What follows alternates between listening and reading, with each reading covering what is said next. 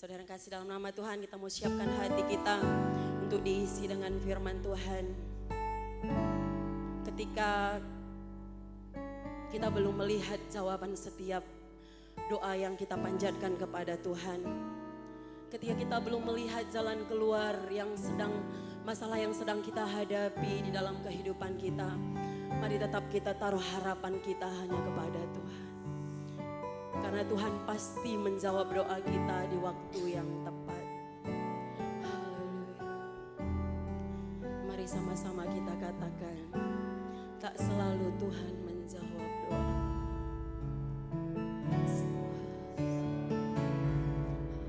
Tuhan menjawab doa, namun Dia beri yang terbaik di waktu yang tepat. Izinkanlah Tuhan untuk bekerja yang mustahil menjadi mungkin oleh karena percaya. Yesus mendengar lebih dari yang kudoakan.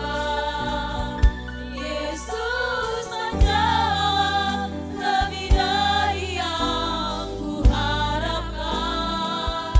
Dengan caranya di waktu yang tepat, ku kan melihat Dia jadikan semua.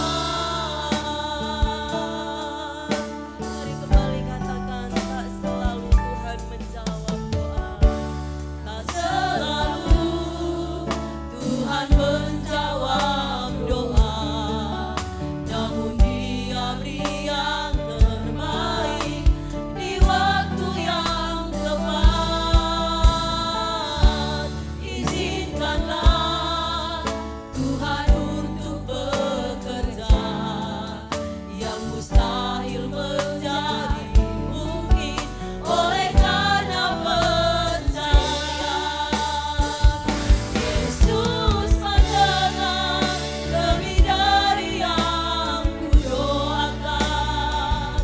Yesus menjawab lebih dari yang kuharapkan. Dengan caranya di waktu yang tepat, ku kan melihat Dia jadikan semua. Yesus mendengar lebih dari yang kudoakan. Yesus menjawab lebih dari yang kuharapkan. Dengan caranya di waktu yang tepat, ku kan melihat Dia jadikan semua. Yesus mendengar Pelayanan selanjutnya Yesus menjawab lebih dari yang kuharapkan. Dengan caranya di waktu yang tepat, ku kan melihat Dia jadikan semua. Ku kan melihat Dia jadikan semua. Ku kan melihat Dia jadikan semua. Oke, salam semuanya. Oke, puji Tuhan, saudara kekasih, jikalau pada saat hari ini kita boleh kembali belajar daripada firman Tuhan. Ya. Salam semuanya. Ada sukacita? Coba lemparkan senyummu kiri kanan, karena saya lihat muka-muka yang menderita semua ini. Muka-muka yang tertekan gitu.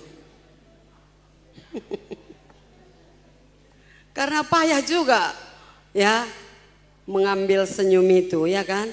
Kalau kita senyum sendiri, kita pikir orang gila, ya kan? Kalau ada obat untuk bisa senyum, udah kita sama-sama belinya, ya kan? Iya, jadi coba mungkin kita selama seminggu ini, ya sulit untuk senyum, muka-muka ketak kulihat semua dari depan ini.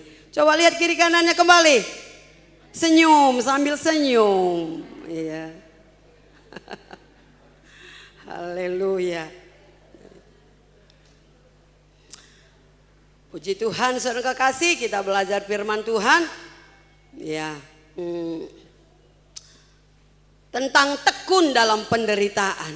Ya, siapa suka di sini tentang penderitaan? Coba tanya kiri kanan, kamu suka gitu? Iya, kayaknya geleng-geleng kepala, buatlah. Enggak gitu ya kan? Kayaknya enggak ada orang yang suka tentang penderitaan. Iya. Tapi mau tak mau saudara kekasih, suka enggak suka, kenyataan hidup. Iya. Suka enggak suka, ya.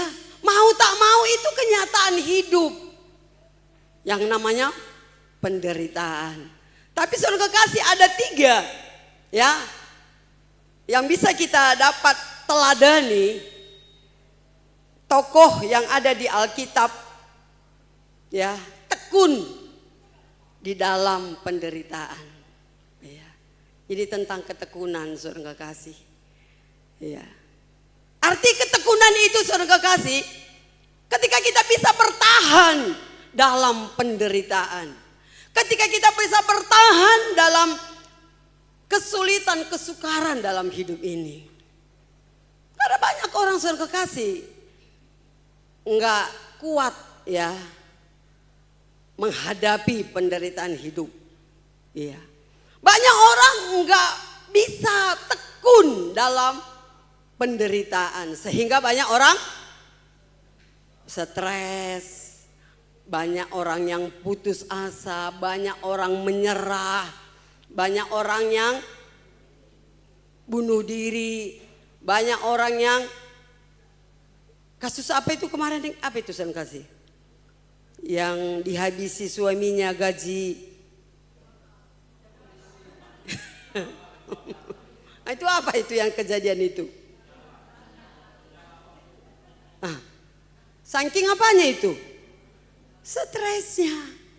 Iya. Dibakar suaminya, ya.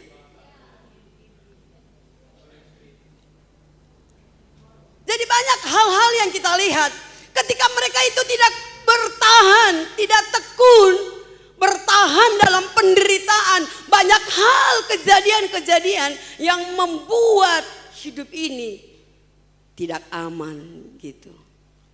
Membuat hidup ini, saudara kekasih, tidak tenang seperti itu, saudara kekasih.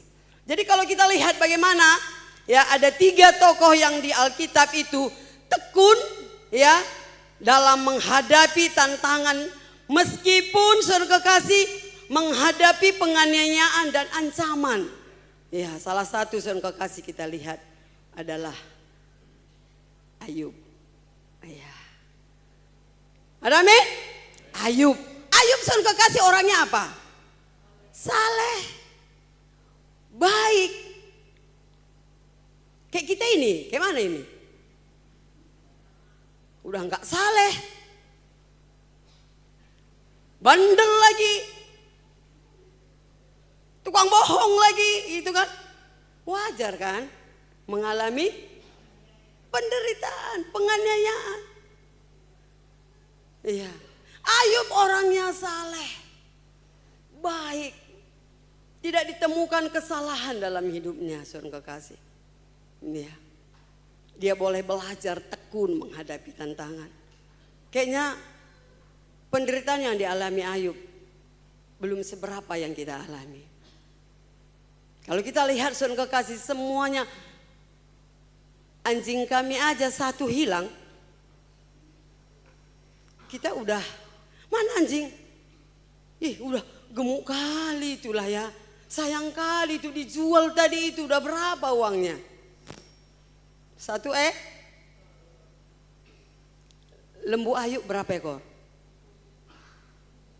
Dombanya berapa ekor? Hah? Per ekor? Enggak, berapa ekor kira-kira lembunya Ayub, dombanya Ayub? Iya. Itu yang saya maksud. Kita satu aja anjing kita hilang, udah berhari-hari, sayang kali lah itu. Kalau dijual tadi udah berapa itu? Iya. Ada 20 kilo saudara kekasih, gemuk lagi, baik lagi, mau dia nyanyi lagi saudara kekasih. Katanya.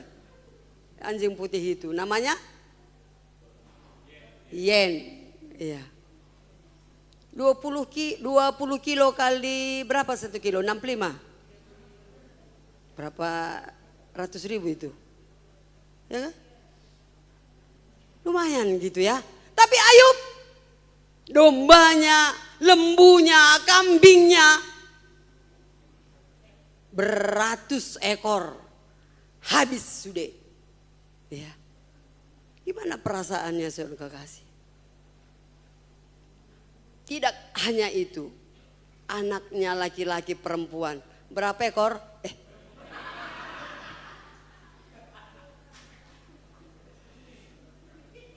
Berapa orang?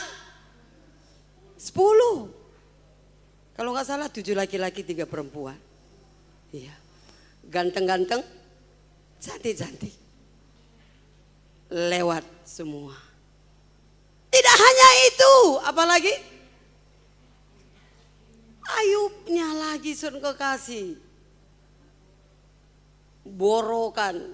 Ya, kita bilanglah kudisan. Ya. Kita aja kudisan saudara kekasih. Kudis, bisul, satu aja bisul, si logis.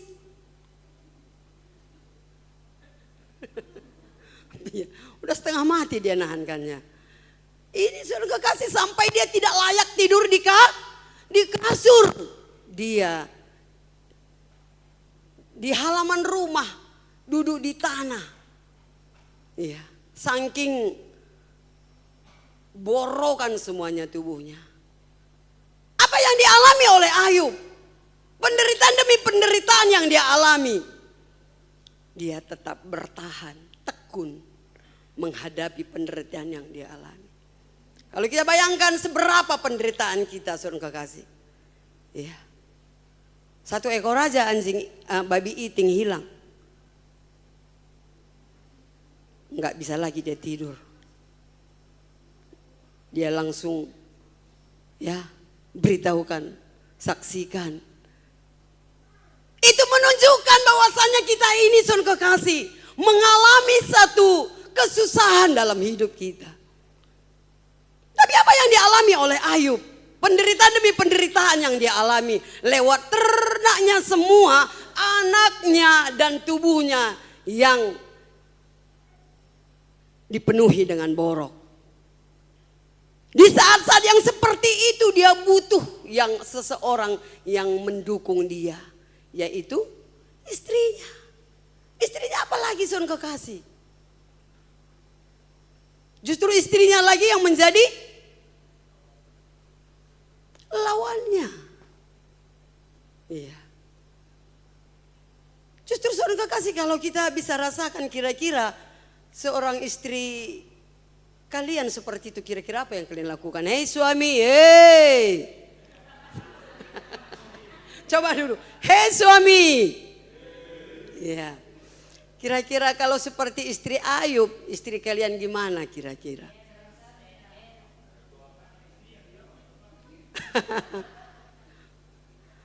Masih setiakah engkau katanya dalam kepada Tuhanmu itu? Iya. Yang dia harapkan saudara kekasih, istri yang penolong menjadi perongrong. Iya, yang tadinya Ayub seperti itu yang diharapkan. Istri yang penolong menjadi perongrong. Iya. Tapi saudara kekasih berubah semuanya. Tapi apakah Ayub itu itu saudara kekasih, apa yang dia lakukan? Dia bertahan di dalam penderitaan. Dia tekun menghadapinya. Jadi arti ketekunan itu saudara kekasih bertahan. Kita boleh saudara kekasih enggak seberapa yang kita alami lewat masalah yang dialami oleh Ayub. Kita sudah langsung enggak datang ibadah. Kita langsung menyerah, kita langsung bersungut-sungut. Kita langsung merepet, menyalahkan siapa? Menyalahkan Tuhan. Iya. Kita menuduh Tuhan itu tidak adil. Kita maunya instan semua, tidak mau diproses lewat penderitaan. Bahkan penderitaan itu kita rasa beban. Iya. Ya udah pastilah itu beban gitu ya kan. Tapi Ayub semua yang dia alami, penderitaan demi penderitaan, dia membuat itu menjadi suatu proses dalam hidupnya. Untuk dia semakin tekun di dalam Tuhan. Iya. Kalau kita lihat saudara kekasih di dalam Ayub 42 ayat 10.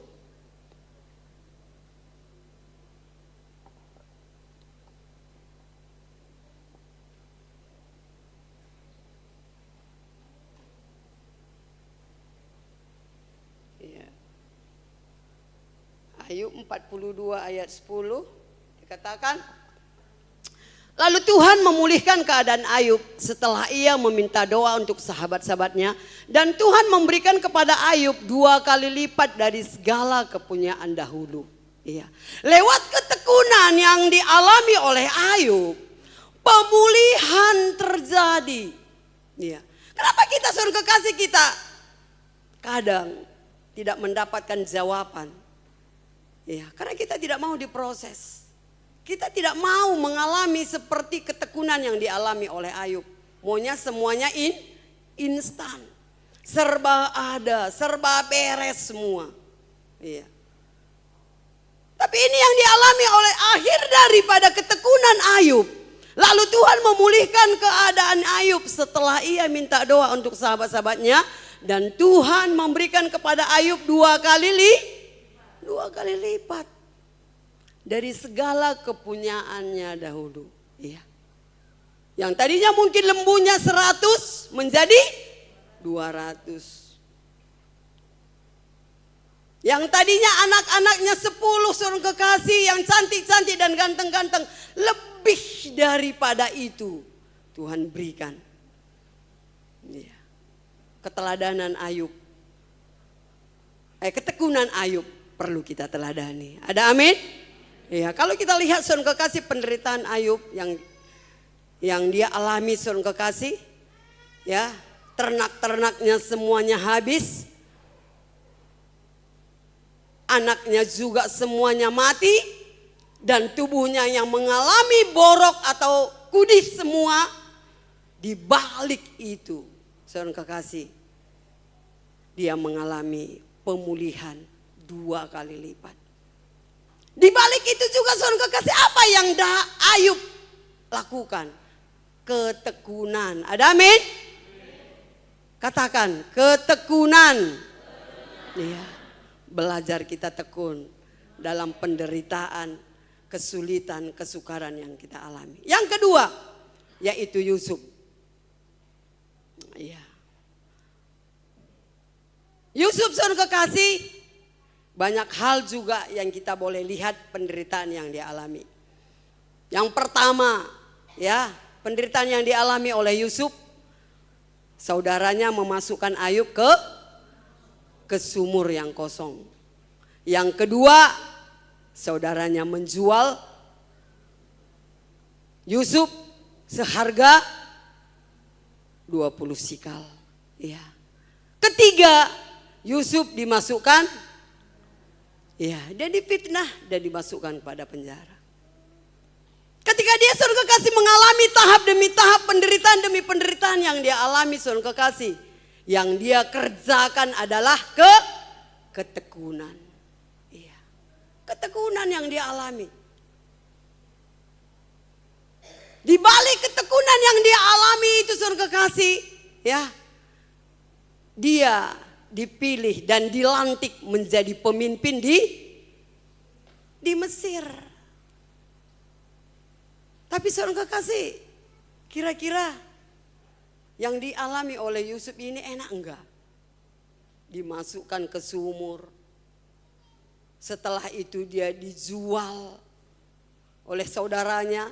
Setelah itu dia difitnah dan dimasukkan ke penjara. Enak enggak saudara kekasih yang dialaminya? Iya. Enak enggak yang dialami oleh Yusuf ini saudara kekasih? Enak enggak dimasukkan di dalam penjara? Coba kita tanya si Dedi dulu. Ada dia? Bapak Fania? Enggak datang? Karena dia yang sudah mengalami. Atau ada yang kita di tempat ini sudah mengalami masuk penjara?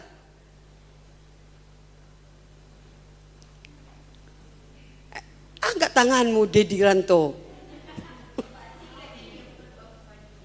Oh, Bapak Sila, tapi namanya aku sebut tadi Dedi Ranto kan? Iya. Berapa bulan kemarin di? 1 bulan. Iya. Enak enggak?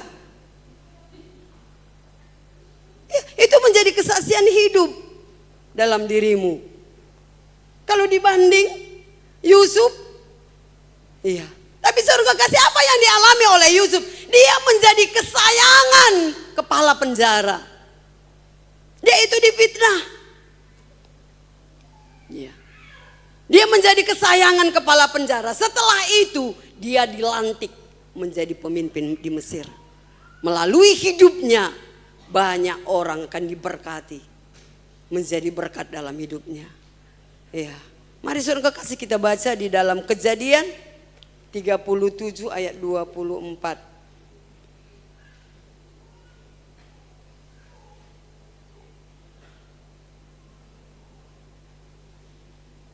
Ya. Penderitaan yang dialami oleh Yusuf ini dia. Tetapi ia masih Kejadian 37. Ya, Kejadian 37 ayat 24 dikatakan, dan mereka membawa dia dan melemparkan dia ke dalam sumur. Sumur itu kosong, tidak berair. Iya. 37 ayat 28-nya. Iya.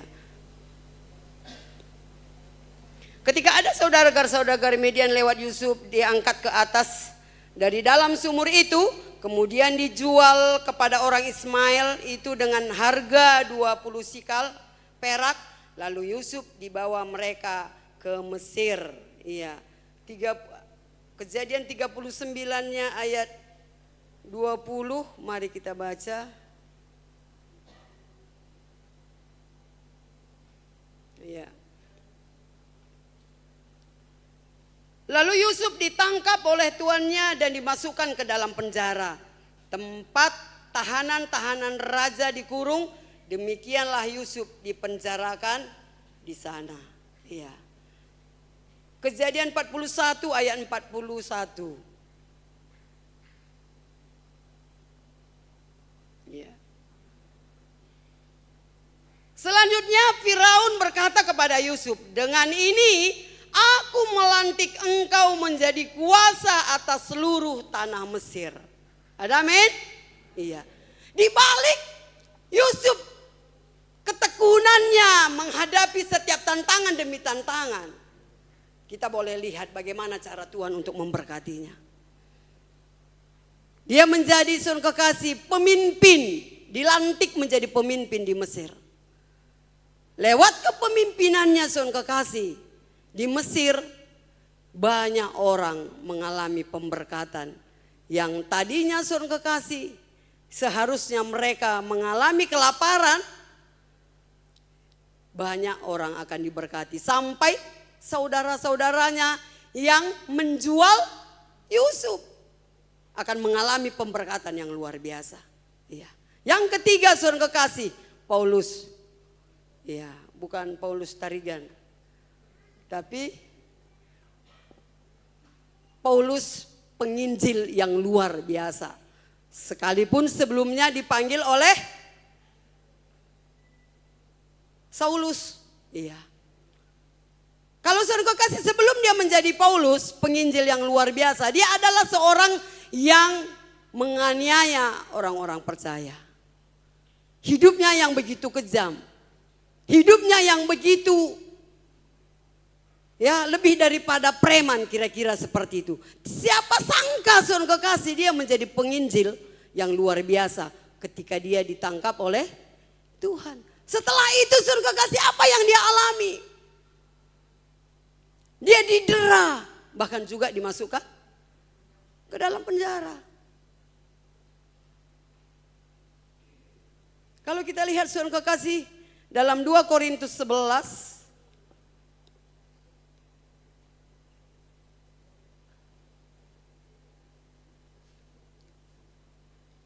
2 Korintus 11 ayat 23. Apakah mereka pelayan Kristus? Aku berkata seperti orang gila. Aku lebih banyak berjerih lelah, lebih sering di dalam penjara, kata Paulus.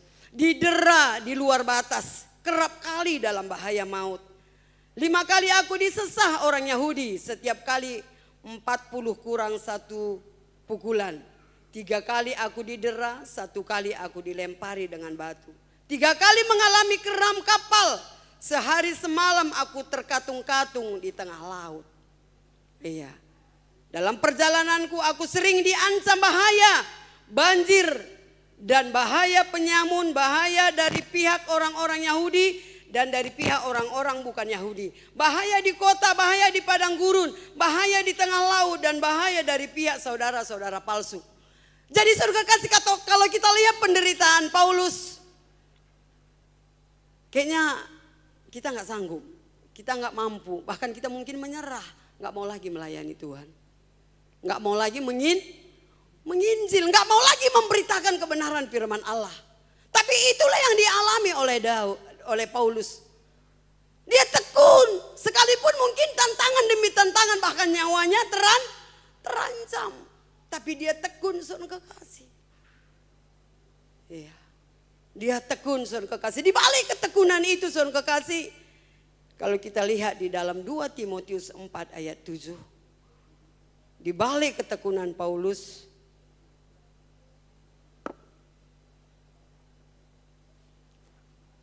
Dua Timotius 4 ayat 7.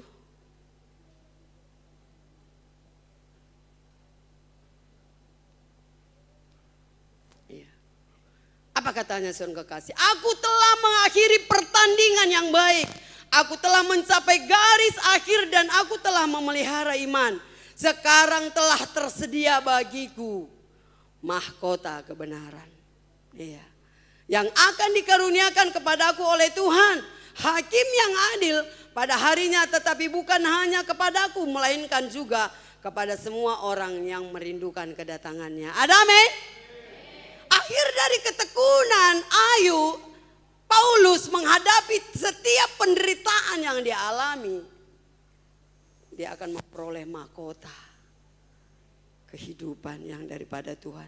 Dengan bangganya dia katakan, saudara kekasih, di dalam ayat 7, aku telah mengakhiri pertandingan yang baik. Dia bisa katakan dengan bangga dalam dirinya sendiri. Oleh karena Tuhan selalu menyertai dia.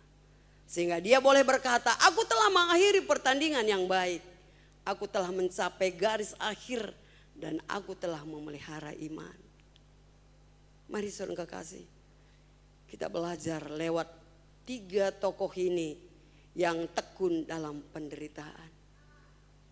Iya. Ada amin? Iya. Tekun dalam penderitaan. Penderitaan itu adalah kenyataan hidup. Mau tak mau, semuanya kita mengalaminya. Segala suku, enggak suku Karo saja, enggak suku Batak saja, enggak suku Nias. Enggak hanya orang kaya saja, orang miskin juga, saudara kekasih. Enggak hanya orang jelek saja, orang ganteng juga, saudara kekasih. Ya. Itu kenyataan hidup. Namun saudara kekasih, apakah kita yang di dalamnya itu mengalami ketekunan.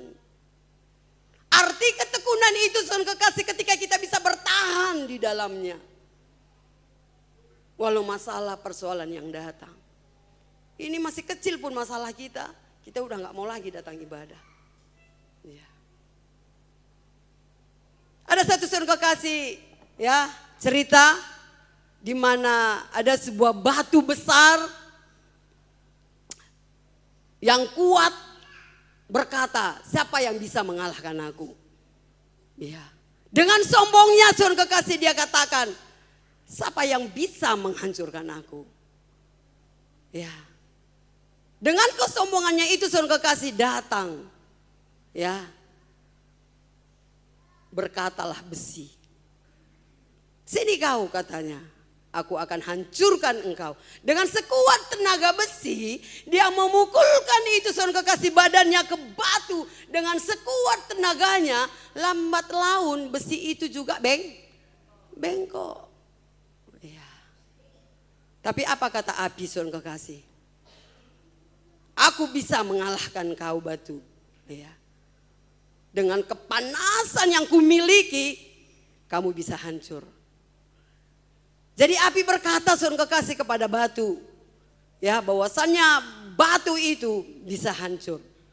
Begitu saudara kekasih api dengan kepanas yang dia memiliki membakar itu batu, batu tidak ada perubahan.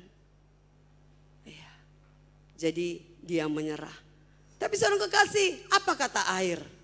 Di mana air saudara kekasih datang berbentuk tetesan. Aku bisa mengalahkan engkau batu. Batu dengan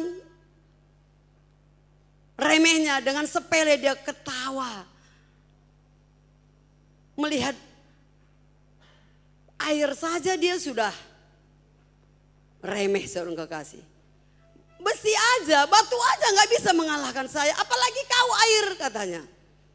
Tapi apa kata air? Aku bisa menghancurkan engkau. Iya. Dengan kedatangan air yang berbentuk tetesan hari demi hari. Dia meneteskan saudara kekasih ke batu itu. Minggu demi minggu, bulan demi bulan, tahun demi tahun saudara kekasih. Dengan ketekunan itu air, batu itu bisa saudara kekasih pecah.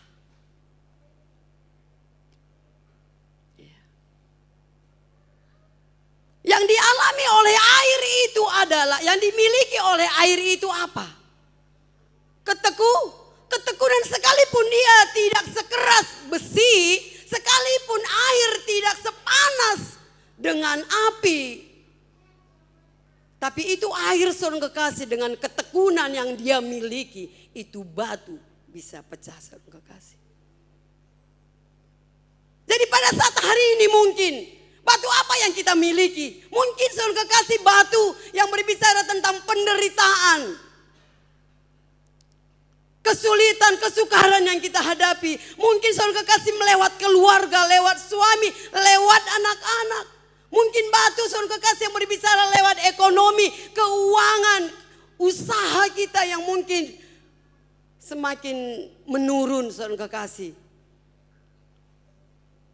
Penderitaan-penderitaan yang kita alami mungkin melalui batu tadi. Mari kita belajar seperti air.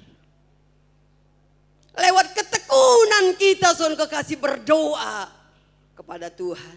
Lewat ketekunan kita beribadah kepada Tuhan. Lewat ketekunan kita saudara kekasih selalu bersyukur kepada Tuhan. Setiap masalah persoalan yang kita hadapi bisa selesai. Ada amin? Bisa semuanya terselesaikan lewat ketekunan kita berdoa kepada Tuhan. Ya. Lewat ketekunan kita mengerjakan apa yang menjadi bagian kita. Kalau kita lihat saudara kekasih di dalam Ibrani 10 ayat 36 apa katanya? Kenapa kita perlu ketekunan itu?